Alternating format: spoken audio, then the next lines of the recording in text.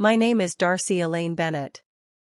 I was 32 years old when, 3 days before my wedding, my father called and told me he would not be walking me down the aisle.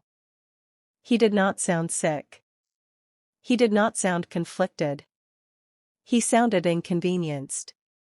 "Your sister says it would upset her," he told me. "She feels like you're trying to take another important family moment away from her." I was standing in the back room of the small architecture studio where I worked, holding a box of ivory place cards against my hip. Through the glass wall, I could see 2 of my coworkers pretending not to watch me. My mother took the phone from him before I could answer. "Just walk alone, Darcy," she said. "Plenty of brides do it. Stop turning everything into drama." What neither of them knew was that I had already prepared for the possibility that my father might choose my sister over me again. What my sister did not know was that the man she had spent years trying to erase from our family's history was still very much part of mine. And when the church doors opened on my wedding day, and 200 guests saw whose arm I was holding, my father stood frozen in the last row as if a truth he had buried 20 years earlier had suddenly walked back into the room. But to understand why that moment mattered, you have to understand that my father refusing to walk me down the aisle was not the beginning of the story.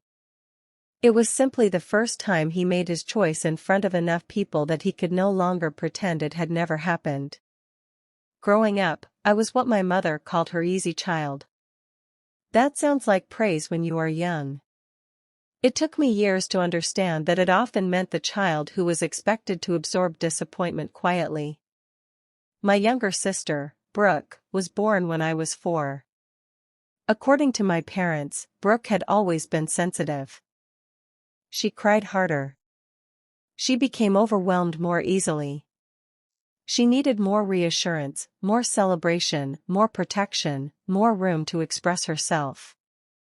I was told that I was stronger. "Darcy understands," my mother would say. And because I wanted to be good, I made sure I always did. When Brooke was 7 and refused to attend my 11th birthday party because she had not been allowed to choose the cake, my mother changed the cake. When I earned the lead role in a middle school play and Brooke became upset that relatives were coming to see me perform, my father took her out for ice cream during the second act. When I was accepted into a summer design program at 16, my parents told me they could not afford the fee because Brooke had recently started competitive dance. "You'll have other opportunities," Dad said. Brooke's dance costume cost almost twice as much as my program deposit. I knew because my mother left the receipt on the kitchen counter. I never confronted them. I filled out an application for financial assistance, took 2 weekend shifts at a grocery store, and paid the remaining amount myself. At the end of the program, my model won a regional student award. My parents did not attend the ceremony. Brooke had rehearsal. The photograph from that afternoon showed me standing beside a miniature community center I had designed from foam board and recycled wood. Everyone else in the picture had an arm around a parent, a teacher, or a sibling. I was holding my certificate with both hands. That photograph stayed in a drawer for years. I thought it proved that I had been alone. Later, I learned that someone else had kept a copy. My father's older brother, Daniel Bennett, had been part of our lives when I was very young. Uncle Daniel was taller than my father, quieter than him, and almost impossible to impress with expensive things. He worked with his hands. He restored old houses, repaired church roofs, built bookshelves that fit walls exactly, and could look at a crooked doorway and tell you which part of the foundation had shifted. When I was 8, he gave me a wooden drafting box he had made himself. Inside were pencils, a ruler, a compass, and a note written in careful block letters. "Build what people need, not only what they admire." I did not fully understand that sentence at 8. I kept it anyway.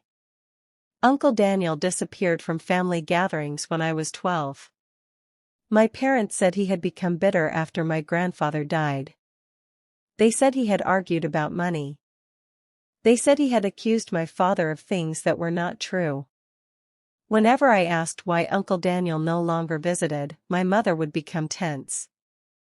"That is adult business," she would say. Brooke eventually stopped remembering him. I did not. Before he vanished, Uncle Daniel had been the only adult in my family who asked questions and waited for the real answer.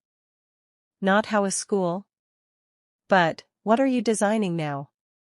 Not, "Are you being good?" But, "Did anyone listen to you today?" He never treated my quietness as proof that I had nothing to say. For several years after he left, I received birthday cards without a return address. There was never much written inside. Keep drawing. Stay honest. Do not confuse being overlooked with being without value. My parents never saw those cards. I collected them in the drafting box. At 17, I received a longer letter. Darcy. I am sorry, I cannot explain everything yet. Some promises require patience. I have not forgotten you. Your grandmother has not forgotten you either. Keep every document connected to your education. Keep copies of your work. And when people tell you that you owe them for allowing you to exist, remember that love does not keep an invoice. Daniel. My grandmother Evelyn was still alive then, but she had moved into an assisted living community after a stroke. My parents visited her occasionally. I visited every Wednesday. Grandmother Evelyn had once been an accountant for a construction company. Even after her speech became slower, her mind remained precise. She kept files. She labeled photographs. She remembered dates other people hoped she would forget. One Wednesday, during my final year of high school, she asked me whether I still had the drafting box Daniel had made. I told her I did. Good, she said. Some things are safer with the person who understands their value. Then she asked me to open the drawer of her bedside table. Inside was a sealed envelope with my name on it. Not yet, she told me.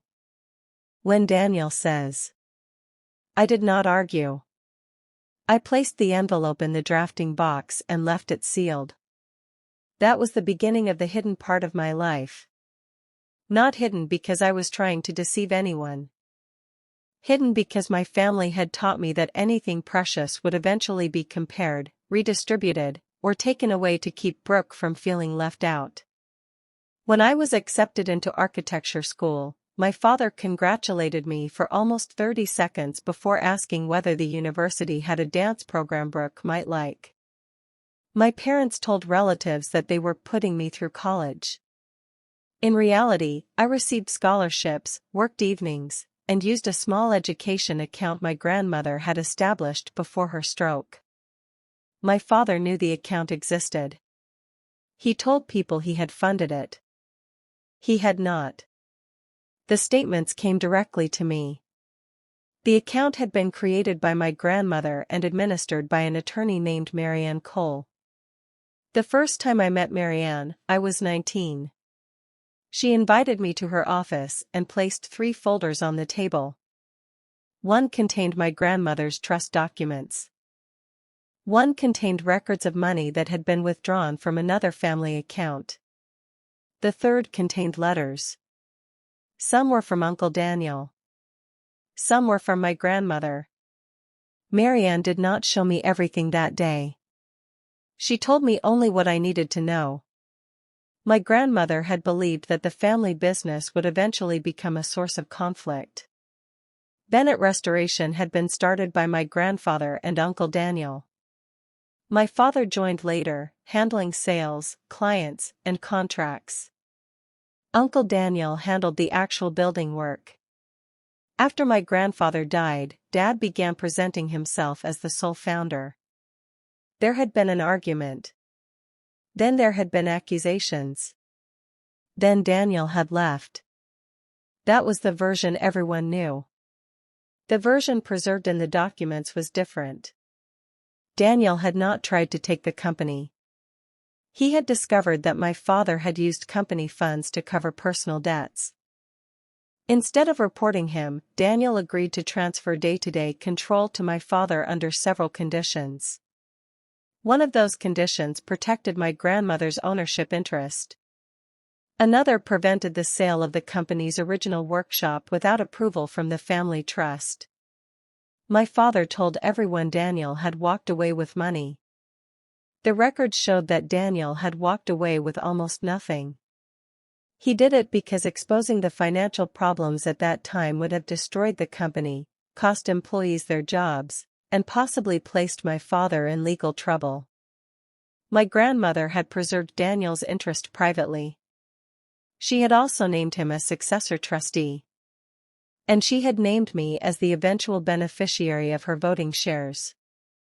I was 19 when Marianne told me that. I did not feel powerful. I felt sick. I asked why my grandmother had chosen me. Marianne looked at me for a long moment before answering.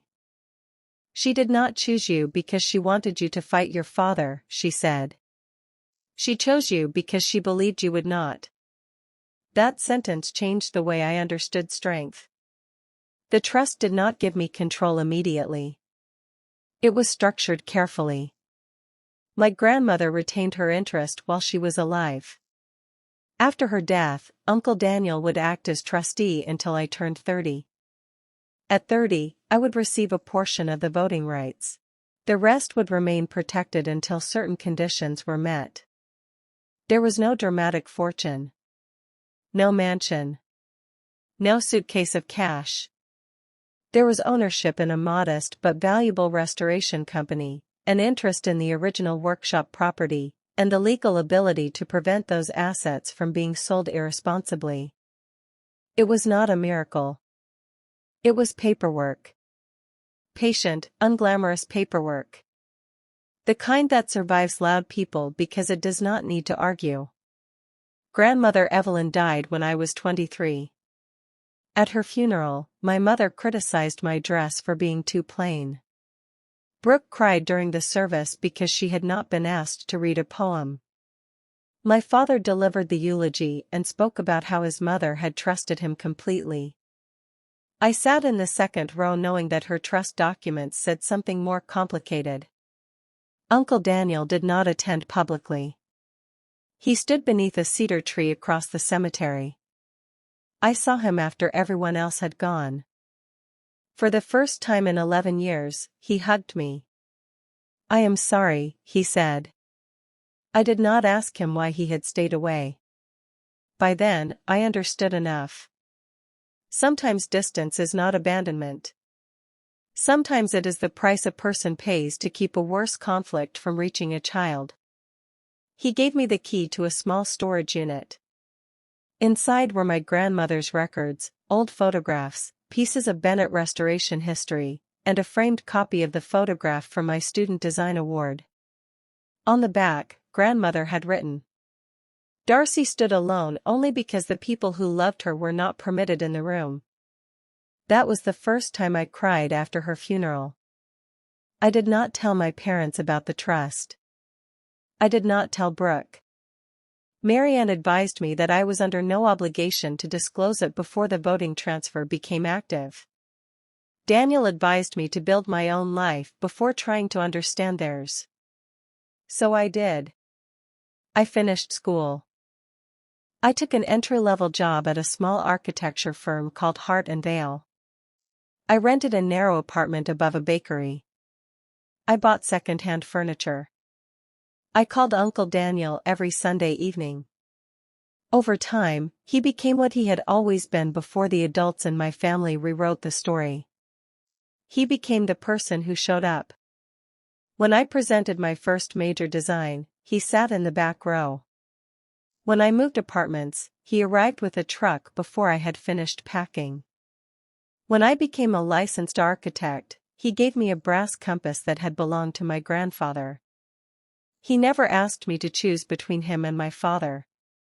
That mattered. People who truly love you rarely require you to prove that love by rejecting someone else. I met my future husband, Noah Hale, when I was 27. He was a civil engineer working on a library renovation my firm had designed. Our first conversation was an argument about drainage. Our second conversation was an apology from both of us. Our third conversation lasted almost 4 hours. Noah came from a family that did not resemble mine. His parents disagreed openly and recovered quickly. They apologized without turning the apology into a performance. They called each other because they enjoyed one another, not because someone was keeping score. At first, their kindness made me suspicious. When Noah's mother, Elaine, asked what kind of cake I liked on my birthday, I told her, anything is fine. She smiled gently. That was not the question. I had no answer. Noah noticed things I had spent years pretending were invisible. He noticed that I became anxious before family dinners. He noticed that I checked with Brooke before sharing good news. He noticed that whenever my parents criticized me, I began explaining myself even when no explanation was necessary. He never ordered me to cut them off. He never called them monsters. He simply asked, "Do you feel respected when you are with them?" For a long time, I could not answer honestly. When Noah proposed, he did it privately on the unfinished rooftop garden of the library where we had met. There was no crowd. No photographer hiding behind a wall. No speech designed for social media. He held out my grandmother's simple sapphire ring, which Uncle Daniel had helped him have restored. "I don't want to rescue you," he said. "I want to build with you." I said yes before he finished asking. For a few weeks, wedding planning felt joyful. Then Brooke became involved. She was 28 by then and had recently ended an engagement. I knew the breakup had hurt her. I tried to be careful. I avoided discussing wedding details unless she asked. I did not ask her to be maid of honor because we had never been emotionally close, but I invited her to stand with me as a bridesmaid. She accepted. 2 days later, my mother called. "Brooke thinks being just a bridesmaid makes her look unimportant." "It is the same role as Noah's sister," I said. "That's different." It was always different. I asked Brooke what would make her comfortable.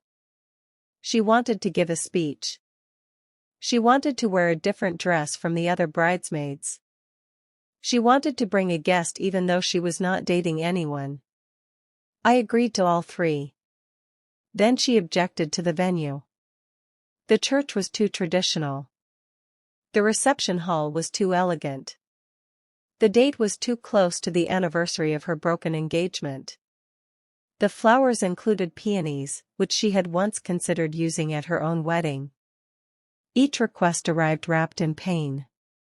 Each concession created another request. Noah finally sat beside me at our kitchen table and said, "At what point are we allowed to attend our own wedding?" I laughed, but then I started crying. That was when I realized I had been managing Brooke's emotions more carefully than my own marriage. I began setting small boundaries. The date would not change. The flowers would remain. Brooke could give a short speech, but it needed to be appropriate. She could wear a different neckline, but not an entirely different color. My mother accused me of becoming controlling. My father said weddings brought out the worst in women. Brooke stopped replying to messages for 4 days. Then, a month before the wedding, my father asked whether I still expected him to walk me down the aisle. The question surprised me. We had discussed it twice. "Yes," I said. "Unless you don't want to." He became offended. "Why wouldn't I want to?" I almost answered honestly. Instead, I said, "I just wanted to make sure." After that call, I contacted Uncle Daniel. We met at a quiet diner outside town. He listened while I explained what had been happening. I told him I felt foolish for worrying. I told him Dad would probably follow through. I told him asking for a backup made me feel disloyal. Daniel stirred his coffee and waited until I stopped talking. Then he said, "Darcy, preparation is not betrayal." I looked down at my hands. What if he does walk me? Then I will sit in the third row and be happy for you. And if he doesn't? Daniel's voice stayed calm. Then you will not walk alone. That conversation happened 26 days before my wedding. The solution existed before the crisis arrived. I did not create it in anger. I did not call Daniel to embarrass my father. I asked someone who had quietly loved me for most of my life whether he would be willing to stand beside me if the person expected to do it chose not to. Daniel said yes. 3 days before the wedding, my father made that preparation necessary. His call came at 3:17 in the afternoon. I remember the time because the clock above the studio printer had stopped at 3:17 months earlier, and for one strange second I thought the entire room had frozen with me. "I'm not walking you down the aisle," he said. I shifted the box of place cards to the table. What happened? Brooke is having a hard time. With what? With the wedding. With everything. She feels like watching me give you away will be too painful after what happened with her engagement. I waited for him to explain why her pain required his absence from my side. He did not. "Dad," I said slowly, "you are my father. I'm aware of that. And this is my wedding. Don't make this harder than it needs to be." My voice became quieter. "Did Brooke ask you not to walk me?" "She said it would upset her." "That wasn't my question." He sighed. "Yes. And you agreed?" "She needs support right now." "So do I." The silence after that sentence was almost worse than the answer. My father had spent my entire life praising me for needing less. The moment I admitted I needed something, he treated it as an accusation. My mother took the phone. "Darcy, go solo. Stop making drama. You're 32 years old. You don't need your father holding your hand." I looked through the glass wall at my coworkers. One of them, Priya, had turned away to give me privacy. The other had quietly closed the office door. I lowered my voice. "I didn't ask him to hold my hand because I'm incapable of walking. I asked him because he is my father. And he has made his decision." "Yes," I said. "He has." My mother seemed relieved by my calmness. "Good. Then we can move on." "No," I said. "We can stop discussing it." "That is not the same as moving on." She became sharp. "Do not punish your sister over this." I had not mentioned punishing anyone. That accusation told me more than she intended. "I have to go," I said. "Darcy dash. I'll see you at the wedding." I ended the call. For several minutes, I stood without moving. There are moments when heartbreak is not loud. It does not always arrive with sobbing or broken objects. Sometimes it feels like an old piece of furniture finally collapsing after years of carrying too much weight. You are not shocked that it broke. You are only shocked by how long you kept using it. Priya entered the room and asked whether I wanted her to call Noah. I shook my head. "I can call him." She looked at me carefully. "Do you want me to stay?" That simple question nearly undid me. Not because she was my closest friend. Not because she knew every detail. Because she offered me a choice. "Yes," I said. "Just for a minute." She sat beside me without asking for the story. After a while, I called Noah. He did not tell me what I should feel. He did not immediately insult my father. He said, "I'm coming." I told him he did not need to leave work. I know, he replied. I'm still coming. Then I called Uncle Daniel.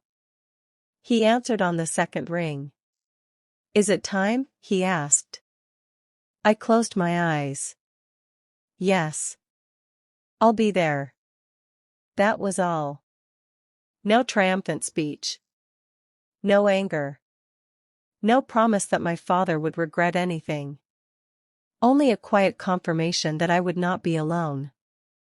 For those listening to this story on Calm Justice Story, take a moment to subscribe if stories about dignity, boundaries, and quiet strength mean something to you. And in the comments, tell me this: who has truly shown up for you when the person you expected chose not to? That evening, Noah and I sat on the floor of our living room because most of the furniture had already been moved into our new house. I told him everything my father had said. Then I told him about Daniel. Noah already knew the broad history, but not that I had asked Daniel to be prepared. Why didn't you tell me? He asked. I think part of me hoped I would never need to. He nodded. Are you sure you want him to walk you? Yes. The answer came without hesitation. That surprised me. Noah reached for my hand. Then that's what happens. I looked at him. My father may leave. He may. My mother may create a scene. She may. Brooke might refuse to come. Noah squeezed my hand gently. Darcy, we cannot build our wedding around preventing every possible reaction from your family. There it was again. Build what people need, not only what they admire. The next morning, I called the wedding coordinator. I changed the processional instructions. I did not make an announcement. I did not send a family message. I did not warn Brooke. I did not believe I owed anyone a chance to interfere. My father had made his choice. I accepted it. Acceptance does not mean approval. It means you stop wasting energy arguing with a fact. The day before the wedding, my mother sent 3 messages. The first asked whether I had changed my mind about walking alone. The second said Brooke was feeling guilty and that I should reassure her. The third said, please do not do anything embarrassing. I responded with one sentence. Everything is arranged. She called immediately. I did not answer. At the rehearsal, my parents arrived 20 minutes late. Brooke did not come. My father stood near the back of the church with his hands in his pockets. The coordinator asked who would escort me during the processional. I have someone, I said. Dad glanced at me but did not ask who. That was one of the strangest things about my father. He often wanted control more than information. As long as he believed I would eventually adapt around him, he did not feel the need to understand how. My mother approached me after the rehearsal. You're not asking Noah's father, are you? No. A family friend? In a way. Her eyes narrowed. Darcy, I'm warning you. Brooke is already fragile. I looked at my mother carefully. Mom, my wedding is not something being done to Brooke. That isn't fair. No, I said. It hasn't been. She stared at me. For years, my calmness had made people believe I agreed with them. That evening, it began to communicate something else. The conversation was over. On the morning of my wedding, I woke before my alarm. The room was pale with early light. For a few seconds, I forgot what day it was. Then I saw my dress hanging beside the window. I expected panic. Instead, I felt still. Not numb. Not fearless. Just finished negotiating with the idea that everyone had to approve of my happiness before I was allowed to experience it. My bridesmaids arrived at 8. Brooke arrived at 9:30. She wore sunglasses indoors. She hugged me with one arm and said she had barely slept. "I feel terrible about everything," she said. I waited. She did not apologize. Instead, she added, "Dad is devastated that you're being so cold." I looked at her reflection in the mirror. I didn't ask him not to walk me. You know he's trying to support me by withdrawing from me. Brooke removed her sunglasses. Her eyes were swollen. "I lost my wedding." "I know. And now I have to watch everyone celebrate yours." "You don't have to stay if it is too painful." Her face changed. "So you want me to leave?" "No. I want you to understand that attending is a choice. Changing my wedding to protect you from every uncomfortable feeling is not." She stared at me as if I had spoken in a language she did not recognize. Perhaps I had. It was the language of boundaries. Neither of us had grown up hearing it. Brooke sat on the edge of a chair. I didn't think he would actually refuse. That was the first honest thing she had said. I turned toward her. "But you asked him to." I was upset. "You asked." I just wanted him to understand how hard this was for me. "And when he said he wouldn't walk me, did you tell him that wasn't necessary?" Her eyes filled. I didn't know what to say. I nodded. That answer hurt, but I believed it. Brooke was not a villain. She was a woman who had spent years learning that her discomfort would be managed by other people. She had never been required to see the cost. "I love you," I said. "But I will not pretend this didn't happen." She wiped beneath one eye. "Who's walking you?" Before I could answer, there was a soft knock at the door. My friend Priya opened it. "Darcy," she said, "he's here." Uncle Daniel stood in the hallway wearing a dark gray suit. I had seen him in work boots, flannel shirts, old jackets, and once in hospital scrubs after cutting his hand on a restoration project. I had never seen him dressed like that. He looked older than my father.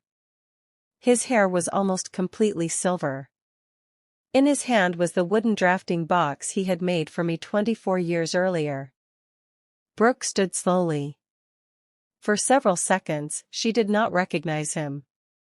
Then she whispered, "Uncle Daniel?" He nodded. "Hello, Brooke." She looked at me. "You've been talking to him?" "4 years. Dad said he disappeared." Daniel's expression did not change. Sometimes a person can be removed from a story without actually leaving. Brooke looked frightened. Not because Daniel threatened her. Because his presence meant there were parts of our family history she had never been told. He handed me the drafting box.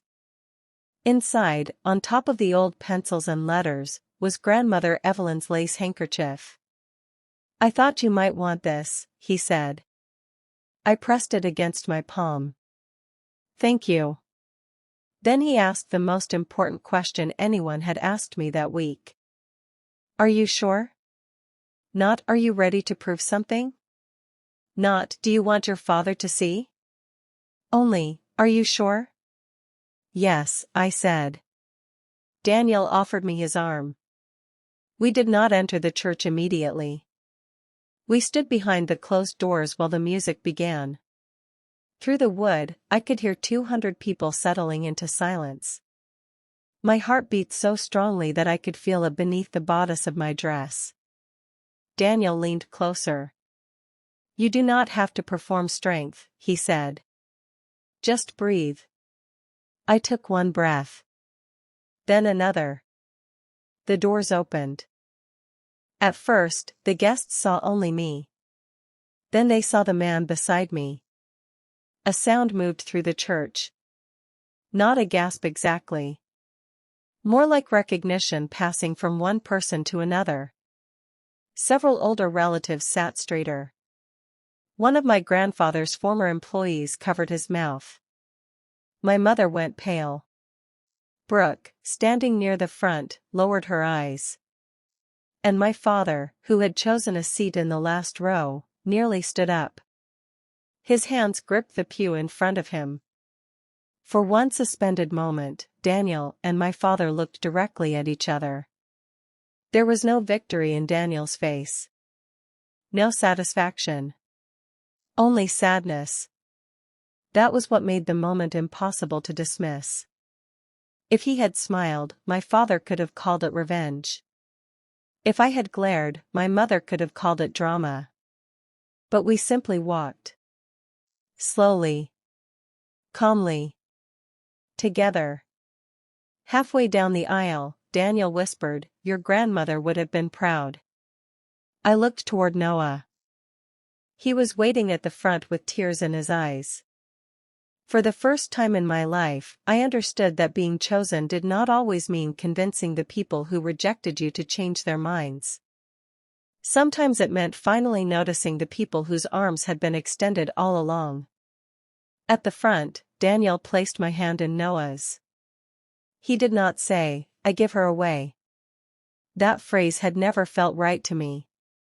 Instead, he said quietly, "Take care of each other." Noah answered, "We will." The ceremony was beautiful. Not perfect. Real. My voice shook during the vows. Noah put my ring on the wrong finger and had to correct it. A child coughed through most of the reading. The organist missed one note. And none of it mattered. My father remained in the back row. He did not leave. That mattered too. At the reception, guests asked Daniel where he had been. He answered carefully. Working. Some asked why he had returned. He said, "Darcy asked me." He did not use my wedding to defend his reputation. He did not expose my father publicly. But secrets rarely remain quiet when the person benefiting from them begins to panic. My father approached me during dinner. His face was controlled, but his voice was not. "You planned this." I set down my fork. "I arranged for someone to walk with me after you said you would not. You knew before I called. I knew it was possible." His eyes moved toward Daniel. "You've been in contact with him behind my back." "I am an adult." "There is no behind your back." My mother joined us. "People are asking questions," she whispered. "They can ask Daniel." "That is exactly what we don't want." I looked at her. "Why?" Neither of them answered. Brooke stood a few feet away, listening. My father lowered his voice. "You don't know what he did to this family." "I know what you told us." "That is the truth." "No," Daniel said from behind him. "It is the version that protected you." The table became quiet. Daniel had not raised his voice. My father turned. "This is not the place." "I agree," Daniel said. "Which is why I have not discussed it." "Then leave." Daniel looked at me, not my father. It was my wedding. My decision. I stood. "No." My father stared at me. I continued calmly. "Daniel is my guest. He escorted me because you chose not to. He has behaved respectfully. He is staying." My mother's lips tightened. "Darcy, don't force your father to leave." "I am not forcing him to do anything." There was that pattern again. My father made a choice. I was expected to accept responsibility for the consequences. He looked around the room and noticed how many people were watching. Then he made the mistake that finally opened the door he had spent years trying to keep closed. "You think walking beside her gives you some claim to this family?" he asked Daniel. "You gave up your rights 20 years ago." Marianne Cole, my grandmother's attorney, was seated at a nearby table. My father had not noticed her. She stood. Actually, he did not. My father's face changed. Marianne walked toward us with the measured calm of someone who had spent decades allowing documents to speak after arguments exhausted themselves. Marianne, Dad said. This is a private matter. Yes, she replied. And you have just made it public. My mother looked at me.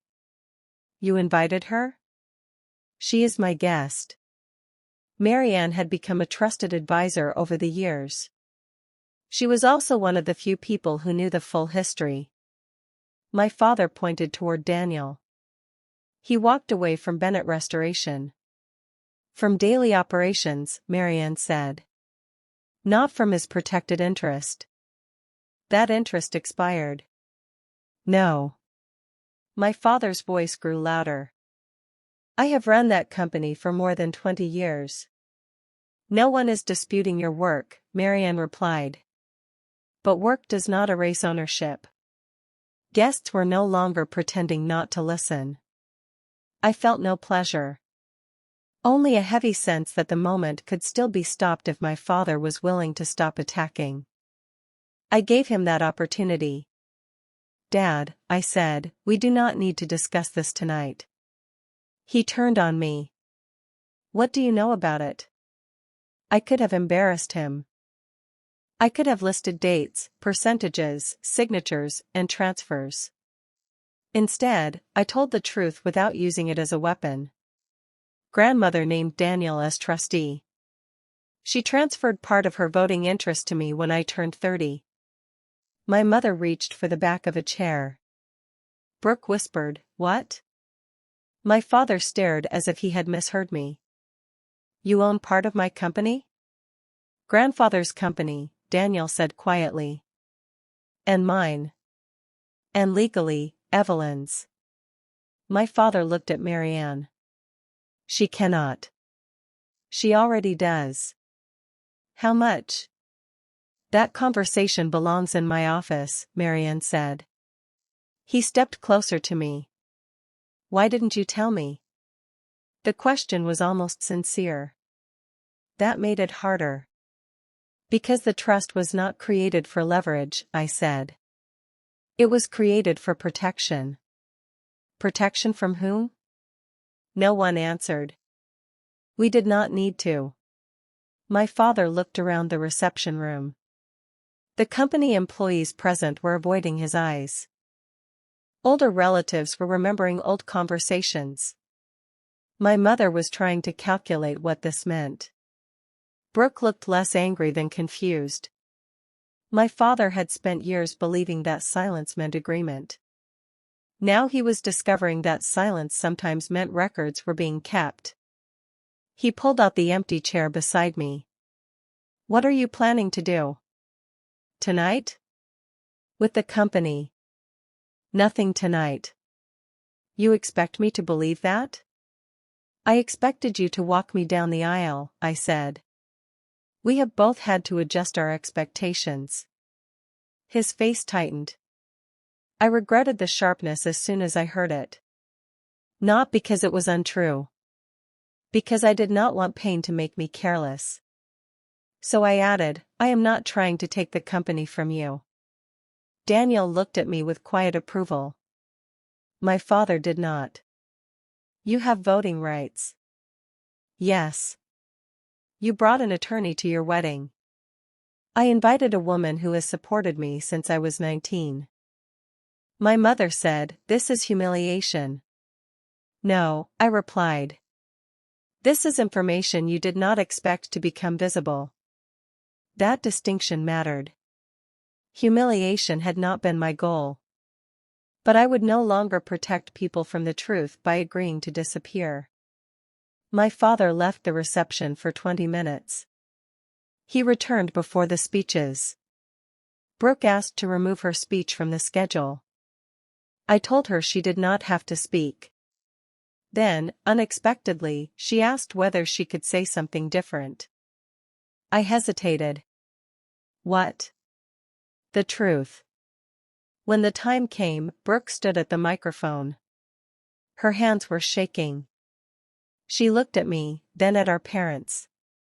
I had a speech prepared, she began. It was mostly about childhood stories. But I need to say something else. The room became still. 3 days ago, I told my father that watching him walk Darcy down the aisle would be hard for me. My mother closed her eyes. Brooke continued. My engagement ended 6 months ago. I have been angry and embarrassed and jealous. And instead of dealing with that honestly, I asked other people to make things smaller so I wouldn't have to feel left behind. She looked at me. I did not think Dad would actually refuse. But when he did, I didn't stop him. I told myself it wasn't my decision. That wasn't honest. Tears moved down her face. Darcy has spent most of her life being asked to understand me. Today, I think I finally understand what that cost her. No one clapped immediately. It was not that kind of speech. Brooke set down the microphone and walked toward me. I'm sorry, she said. I stood and hugged her. Forgiveness did not arrive all at once. Trust did not repair itself during a reception. But accountability had begun. That was enough for one night. My father did not speak to me again before leaving. My mother gave me a stiff hug and said, "We'll discuss this when emotions settle." I answered, "Only if the conversation is respectful." She looked surprised. That became the first boundary of my married life. The honeymoon was 4 quiet days near the coast. Noah and I walked, slept late, and avoided making every conversation about my family. When we returned, Marianne scheduled a formal meeting. My father attended with his attorney. Daniel attended as trustee. I attended as a voting shareholder. My mother asked to come. Marianne said no. The meeting took place in the same conference room where I had first learned about the trust 13 years earlier. My father looked older than he had at the wedding. For the first hour, we reviewed documents. There was no dramatic confession. No shouting. The truth was more ordinary and therefore more painful. Years earlier, Dad had used company funds to cover debts caused by a failed property investment. Daniel had discovered it. Grandmother Evelyn had insisted that the company be restructured. Daniel agreed not to pursue legal action as long as employees were protected. The workshop remained within the trust, and Dad followed financial oversight rules. For several years, he did. Then, slowly, oversight weakened. The company was not collapsing. But my father had recently begun exploring a sale of the original workshop property to finance expansion. He did not have the authority to sell it. That was why the trust had become immediately relevant. Dad leaned back in his chair. So you're going to block the sale? Yes, I said. His attorney began speaking, but I raised one hand. I am not blocking expansion. I am blocking the sale of protected property before we review alternatives. You don't understand business. I understand buildings, property value, restoration costs, and long-term planning. You work for a small architecture firm. I am a partner in that firm now. He stared at me. My promotion had happened 2 months earlier. I had not told my parents. Every time I shared an accomplishment, it became a comparison, a request, or an argument about Brooke. So I had stopped offering my life for evaluation. Daniel slid a proposal across the table. I had prepared it before the wedding. That was another truth my father had not expected. The workshop could be renovated into a restoration training center. There were grants available for preserving historic trades. The unused rear building could become rentable studio space. The company could expand without selling the property. My father read the first page. You planned this with him. I planned it because the property needed a responsible future. You were waiting for a chance to take control. No, I said. I was waiting for you to include the people whose approval you legally required. He looked at Daniel. And what do you want? Daniel answered without hesitation. The workshop preserved. The employees protected. Accurate history. No apology?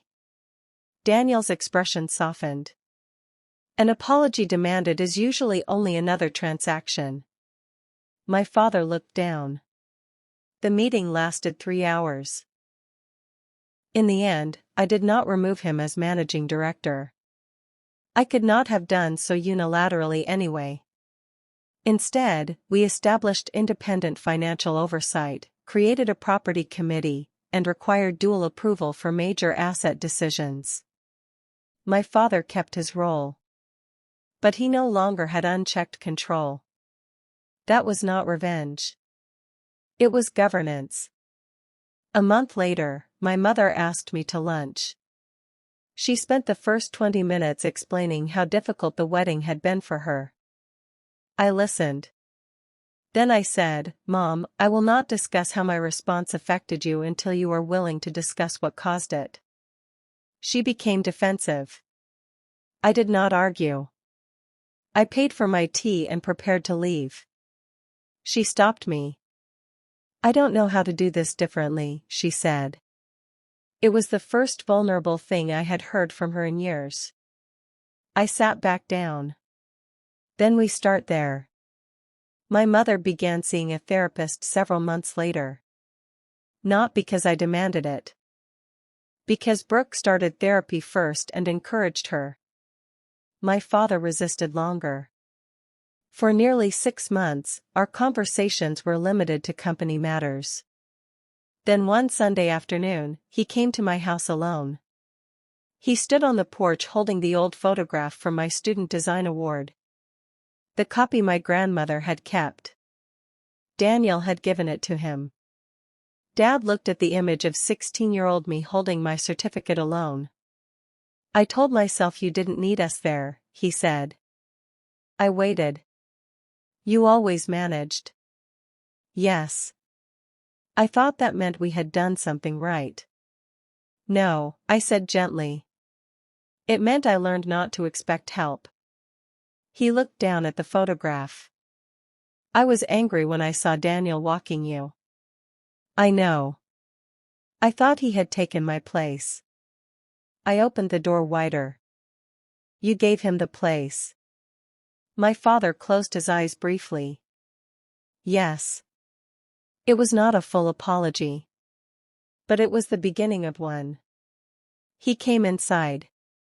We talked for 2 hours. He admitted that supporting Brooke had often made him feel needed.